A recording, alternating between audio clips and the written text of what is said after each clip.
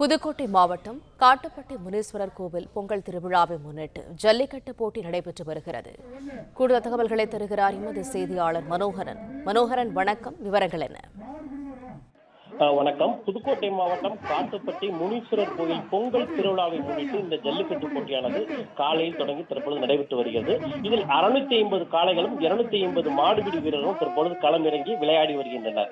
தமிழ்நாட்டிலேயே அதிக ஜல்லிக்கட்டு போட்டிகள் நடைபெறும் மாவட்டமாகவும் அதிக வாடிவாசல் கொண்ட மாவட்டமாகவும் புதுக்கோட்டை மாவட்டம் இருந்து வருகிறது.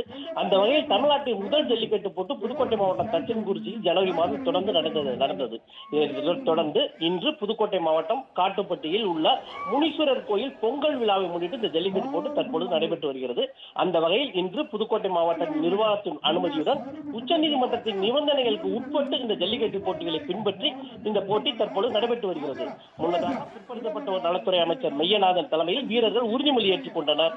அதனைத் தொடர்ந்து அமைச்சர் கொடியசைத்து இந்த ஜல்லிக்கட்டு போட்டியை தொடங்கி வைத்தார். முதலில் கோவில் காளை அவிழ்த்துவிடப்பட்டது. இதனைத் தொடர்ந்து ஜல்லிக்கட்டு போட்டியில் தொடர்ந்து வாடிவாசல் வழியாக பல்வேறு காளைகள் தற்போது அவிழ்த்துவிடப்பட்டு வருகின்றது. இந்த போட்டியில் திருச்சி, தஞ்சாவூர், மதுரை, திண்டுக்கல், சிவகங்கை உள்ளிட்ட தமிழகத்தின் பல்வேறு மாவட்டங்களில் இருந்து 650 காளைகள் பங்கு பெற்று வருகிறது. 250 மாடுபிடி வீரர்கள் தற்போது ஜல்லிக்கட்டு போட்டியில் பங்கு பெற்று வருகின்றனர். சீறி வரும் காளைகளை வீர தீரத்துடன் காளையர்கள் அடக்கி பரிசுகளை பெற்று வருகின்றனர். பரிசுகள் ஜல்லிக்கட்டு காளைகளின் உரிமையாளர்களுக்கும் தற்பொழுது பரிசு வழங்கப்பட்டு வருகிறது.